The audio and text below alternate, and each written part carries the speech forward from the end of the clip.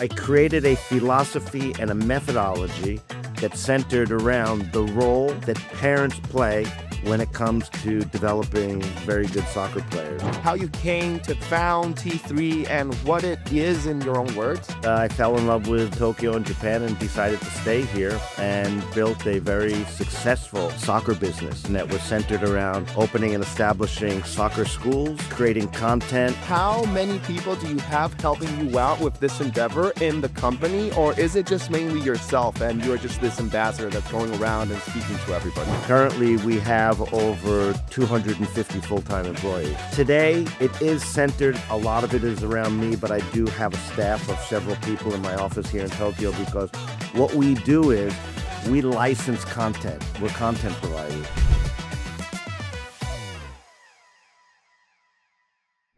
Hey everybody, welcome to the show. My name is Andres Figueira and I'm going to be your host for the day.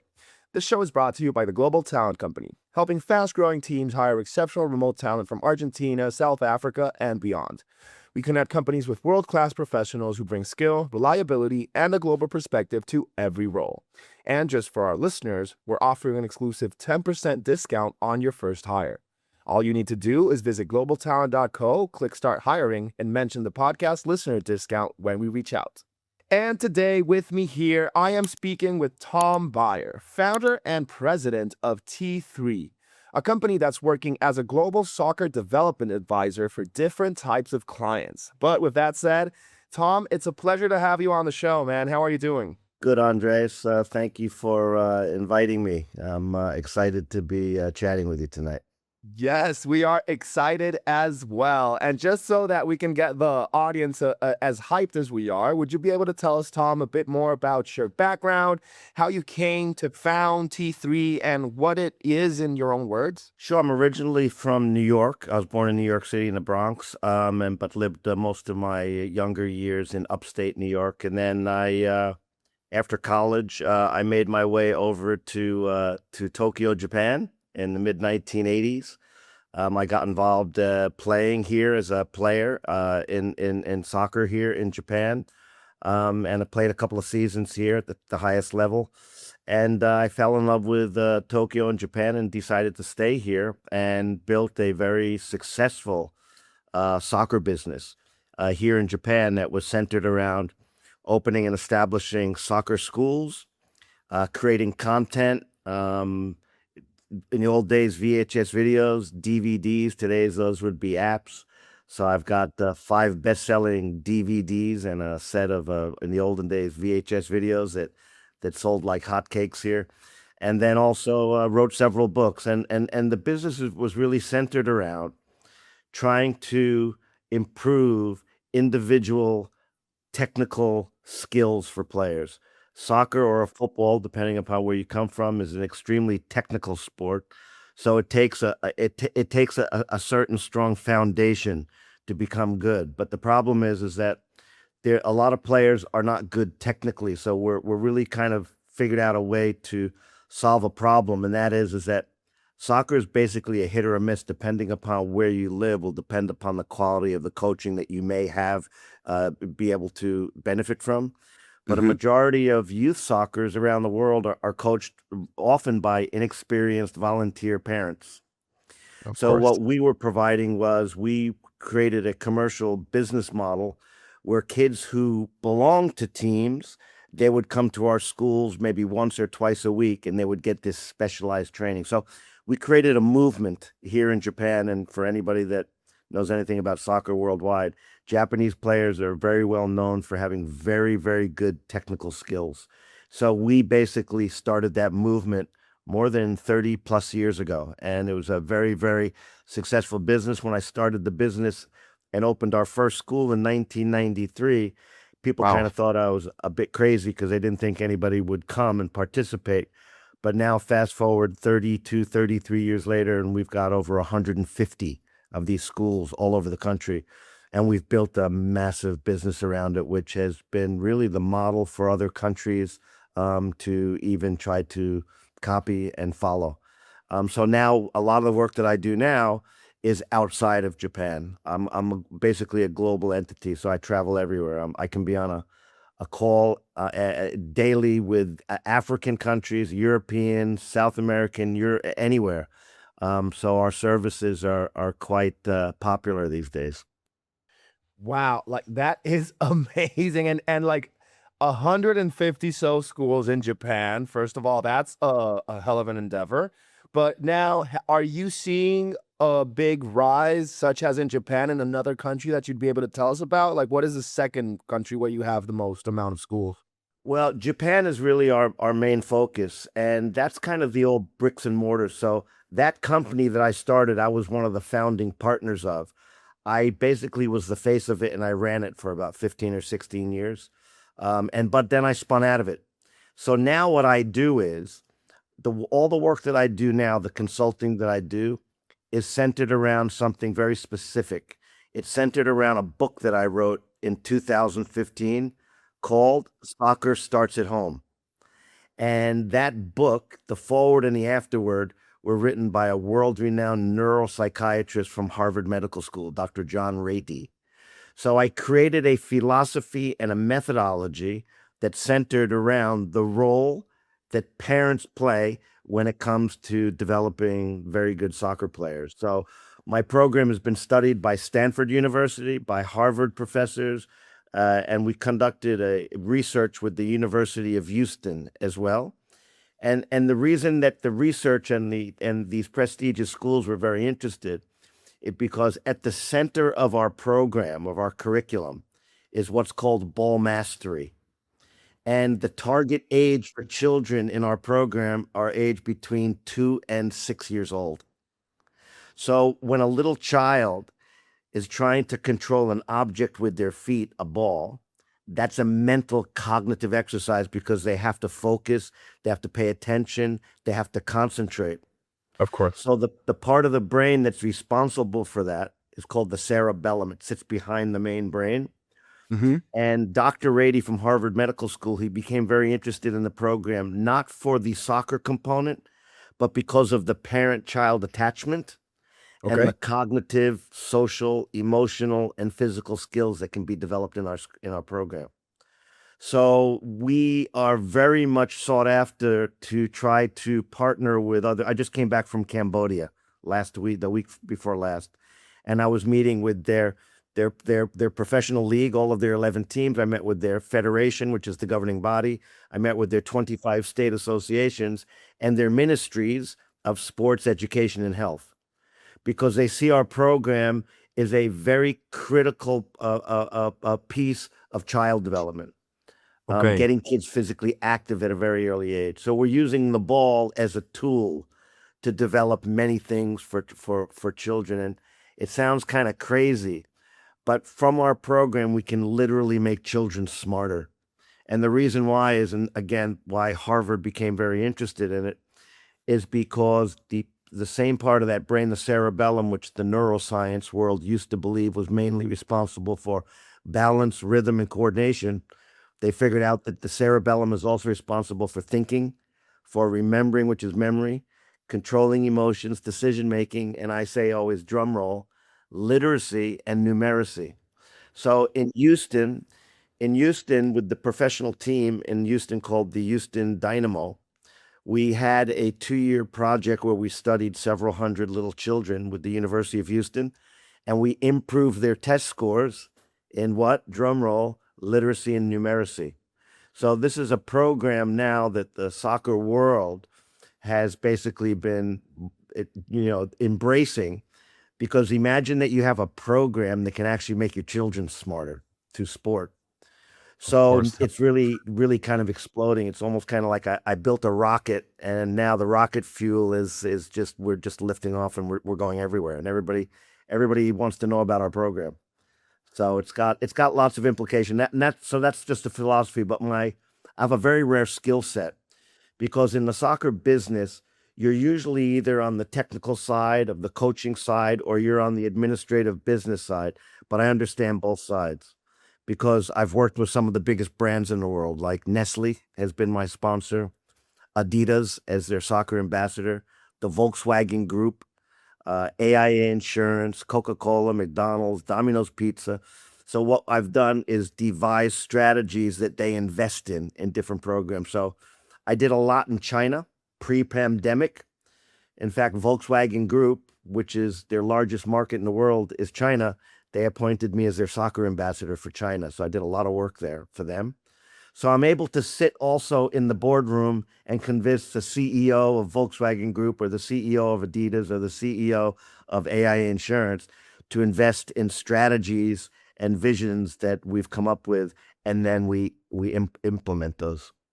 Right now, with what T3 is and everything you do, how many people do you have helping you out with this endeavor in the company? Or is it just mainly yourself and you're just this ambassador that's going around and speaking to everybody? Sure. Well, in my previous life, from the company where we started the commercial soccer schools and activities and events and content, currently we have over 250 full-time employees working there. I spun out of that. That was the company that I founded. Today, it is centered, a lot of it is around me, but I do have a staff of several people in my office here in Tokyo, because what we do is we license content. We're content providers. So Okay. I work with different federations where they will use our content. We will help them create content that lives on a platform or on a website. So we license that. We license because we own the trademarks to the phrases "soccer starts at home," "football Mm-hmm. starts at home," and we also own the copyrights because that's the name of the book. So we're Okay. providing that service to them. But one of the biggest things that we're providing is my time to conduct advocacy for our partners. For example, like I said, I just came back from Cambodia. And usually in the normal kind of traditional way, when a soccer organization wants to work with someone, it'll just be them and us. But soccer starts at home. We've been able to position it, almost think of it like a glue that provides stickiness, that allows an organization to work with other organizations they wouldn't normally work with. So we're bringing everybody together. So we're using our program strategically to be able to help our clients partner with other organizations to supercharge the method, because soccer starts at home, or again, like I said, we call it football starts at home, depending on the country. It's Uh-huh. basically a movement. It's a movement. Okay. It's to basically shed a light on the role that parents play early in the child's life when it comes to soccer. In soccer, there's only a handful of countries that dominate on the world scale. Now, in America, as you know, in a couple of months, the World Cup it will be held. There's 211 countries that make up FIFA. That's the governing body. Well, out of those 211, only 8 countries on the men's side have ever won a World Cup tournament. So you've got over 200 other countries that have never won a World Cup tournament. So it's a very exclusive group. And out of those 8, there's really only a couple of serial repeat winners as well. So we've kind of, if you want to consider this, we've kind of cracked the code on how to develop players on a mass scale. Okay. So traditionally, we have figured something out that the soccer world has not figured out. And that is that the learning and teaching of these technical skills can happen at a much earlier age than the soccer world supposed. So Okay. we're using parents as developmental assets to actually develop players on a mass scale. And in most countries, in almost every country in the world, parents are looked upon as being part of the problem. They don't want them involved in it because they haven't understood development. They haven't understood that if you can get a child comfortable with a ball at their feet before they join a team, that's 95% of development. And so the soccer world hasn't really given a lot of thought about it, because they think the start line is when the child first joins a team, which is traditionally at 6 or 7. But in the countries that develop the best players, they are considered what I call soccer cultures. So that what separates one country from another country, their soccer, is not the coaching, but they've brainwashed everybody into believing that it's a coaching problem. It's not. It's a culture problem. Well, basically, brands want to work with us. Media partners want to work with us. In Japan here, I'm very well known because I was on the most popular television show for children, weekly, for 14 years, presenting a soccer 1-point lesson. I also did the same thing in China. I did the same thing in Australia. So I understand media. I understand content. So You can have the cure for anything or the solution for anything, but if you can't amplify it and get it out to the masses, it's no good. So what I'm always searching for is a partner who can put me on the highest mountain peak with the biggest megaphone. And just let everybody know. That's it. That's it. And You and know, and you Tom, can let me do. just Sure. agree with you in what you're mentioning when you talk about soccer culture, because I'm originally from Venezuela, but I live in Argentina. Okay, so I believe if there's any representation of proper soccer culture, it would be this place, because kids don't wait until they enter a team to practice soccer. They, as soon as they're able to walk, they see their cousins and their family all playing with a ball, and they want to do it as well. And it then creates this whole thing that it's not about just getting in the team to play the sport because they made you. It's just loving it because it's always there. So I totally understand what you mean. And being able to reiterate that, as you mentioned, and teach it to people, it really is a big task that you've undertaken. But I believe that the way you're seeing it and how you're advocating for it is just perfect, because it really has all the basis to prove and create a sound argument about why it's going to work. Absolutely. And you know, the brilliance of the whole program is in the simplicity. It's a parent, a child, and a ball. And so what we do is we educate. The program is totally focused and targeted towards parents of small children and teaching parents literally how to play with their children using a ball. And at those ages, the children are constantly seeking the parents' attention, the parents' approval, and the parents' praise. So what that does is that creates a very emotionally charged environment where deep learning and long-term memory takes place. So just playing with a child is much more than you think it is. It's brain development, it's child, it's got everything in it. And so again, that's why Stanford and Harvard became interested in the program and partnered with us. Yeah, being backed up by Stanford and Harvard's investigation and just having them keep their eyes on you just provides a great sense of validation that what you're doing is spot on and something that everybody's interested in. And it must be a great driver to just keep going. And Tom, I'd love to know as well, in terms of what you're doing now with T3, the advocacy, all the schools, and the way that you're moving, what's it called? Soccer Starts at Home. Have you used AI, or are you leveraging AI in any particular or interesting way? Yeah, the most that we use AI on is for fine tuning our proposals, our strategies, our content. It's been very useful for me. So in the olden days, if I'm working with an organization, it first starts with an online presentation.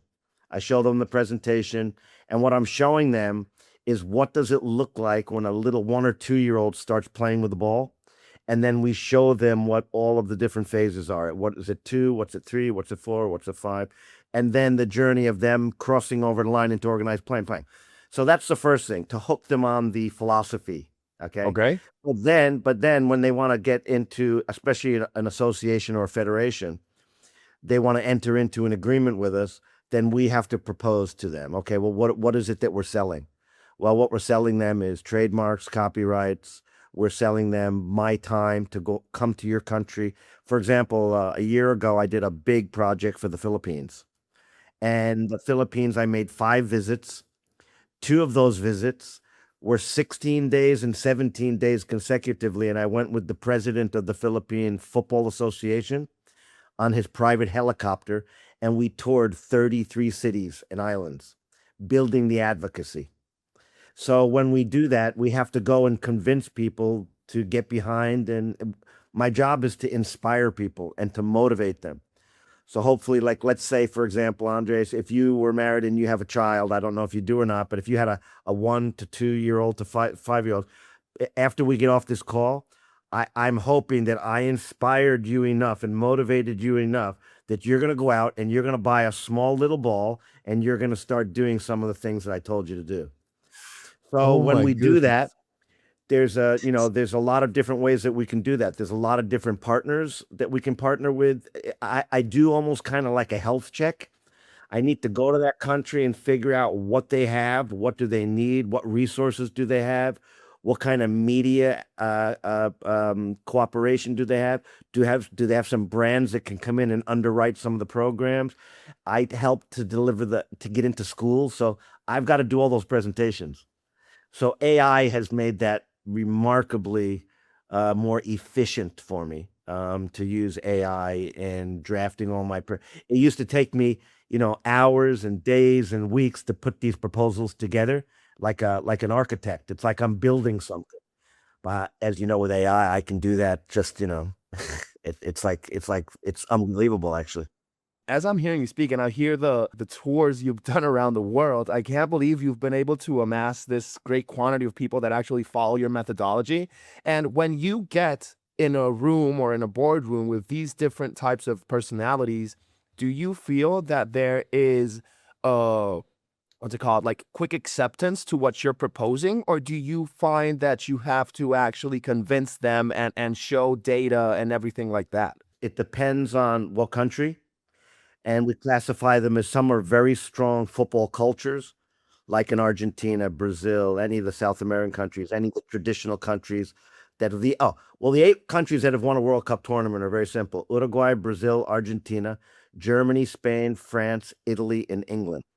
And then you've got other countries. You've got the Netherlands, you've got Croatia, you've got Belgium, you've got lots of other countries that are very well. So it depends on who I'm presenting to, what country. So, there's footballing cultures, there's non-cultures, and then it would depend upon who's physically, personally in the room. Is that a coach? Is that a marketing person? Is that a communications person? Is that the president of the FA? Is that the technical director, the academy director? It all depends on who it is. But Okay. it's safe to say that my presentations are quite convincing because it's the truth. And when people see it and they understand it, they're quite amazed, and it's not so difficult to win people over. When you say, after I speak to you, if I'm inspired to go and actually get a ball for my child, it's just validating what I've always thought, because I'm not that much of a soccer player. I'm a skateboarder. But what I've lived by learning how to skate, I'm like, I need to give my child a skateboard when they're this big, because I want them to learn and develop what I'm developing at an older age now, which I feel would be so beneficial for them. But just having that mental health and that science backing you up with what you're mentioning, it really provides a lot more security in trusting the method. Everything's not peaches and cream like everybody thinks it is to convince and quick. I go in, I do a presentation, and then boom, I go to an agreement, I sign a contract, and I start working. There's a big difference between convincing the people that I'm presenting to buy into the philosophy and the methodology. But my biggest barrier is getting in the room with the actual decision maker who's going to write the check or is going to decide.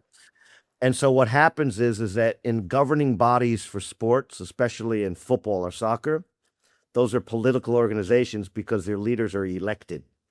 Every federation, the 211, has what's called the EXCO board, executive committee board. It could be up to as many as 10 or 20 or 30 people or more. So there's no one person that makes a decision in a soccer organization. What they do is they send it around to committees and conferences. And it could take a very long time, the process, to get to that level. So I learned the hard way, because what happens often is that I'll come out of a meeting after having presented. And if you were in any other industry and you were with a partner and you both did the presentation, you'd come out of the room, we'd high five each other and maybe go back to the hotel and open up a bottle of champagne, because that's the reaction I get after I present. But what I found out is that I was coming up against people that were telling me, no, we can't do this, but they were not the people who would say yes. So I learned, really, it took me a while to do this, is that at the first or second meeting, if I can't get to the actual decision maker, probably it's not going to go, and I might as well just cut my losses and just cut and leave, because you waste a lot of time in business trying to convince people to, when it comes down to it, to actually, pull the trigger, if you want to use that analogy, but to push the button and do things. So We figured out different ways to get around doing that. I put now a limit on it. I tell people that after my first presentation, if we don't have a certain window, whether that's 30 days, 60 days, or whatever, and we don't come to an agreement, basically the offer is off the table. So it's not always easy, but I think I would imagine it's like that in a lot of other businesses as well. But getting in the room with the actual decision maker, the two or three quickest transactions I've ever done was Volkswagen Group, because I had the CEO in my first meeting, and AIA Insurance, because I had the CEO in my first meeting, and also Adidas as well, but I've been working with Adidas for a long time. Also, the Philippine Football Federation, I had the president in my meeting the first time. So all of those went extremely quick. Okay. So that's my message to people that are trying to sell their services or products, but it really does matter who's in that room, because you cannot rely often on people who have seen your presentation to go back to their bosses and with the same enthusiasm. As you can tell, I'm a very passionate presenter when I present, and I know my stuff because I know that I've got to get in front of experts. So I can't wing it in my business. I have to be the smart guy in the room. But getting and making sure that you've got the people who are actually going to be able to do something with you is key. Now that we are at Q2 of 2026, what do you want to accomplish towards the end of this year? Like when 2026 reaches its end, what do you want happening right there? Well, it's simple. Basically, what I'm trying to do is change the game of this sport at the foundational level, which unfortunately the sport has actually failed at. A majority of kids who play soccer are very technically poor. But my whole goal is to try to grow this movement as much as I can. And that means picking up different countries, picking up different partners.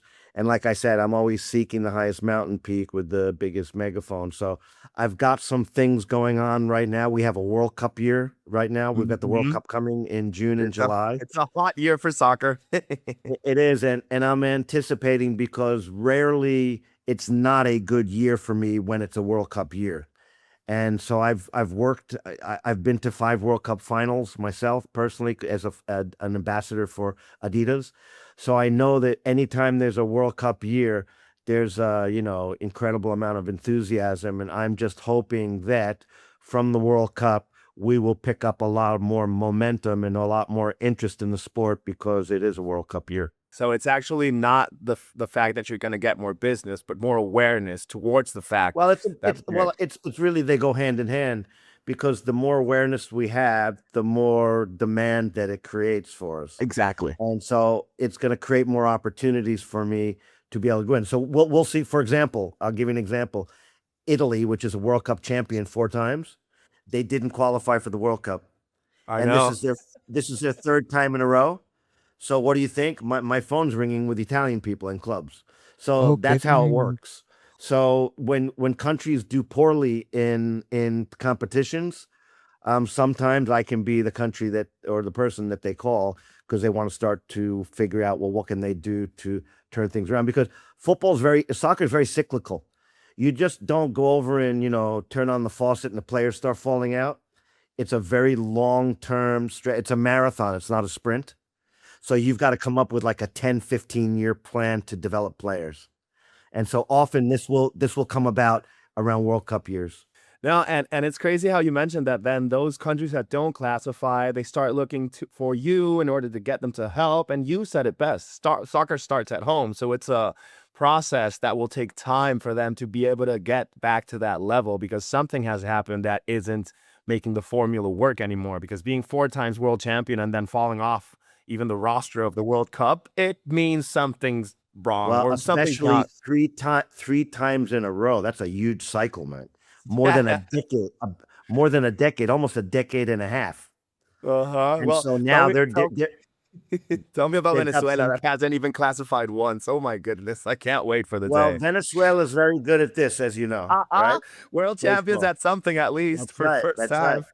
You just won the world baseball series. That was the best moment ever. Oh my Yeah. goodness. Well, with that said, Tom, it's time to close up the show. But before I do, I just wanted to say thank you so much for your time, for hopping on here with us, for telling us your story, your insights, and everything you've learned with what you do. It really has been crazy and very interesting. So thank you very much, man. Thank you for the opportunity. No, it was beautiful. And to anybody who is here listening to us, we appreciate you as well for hopping on these shows, for coming to listen to the different personalities that we bring on and the different industries that we're learning about. So with that said, have a good one.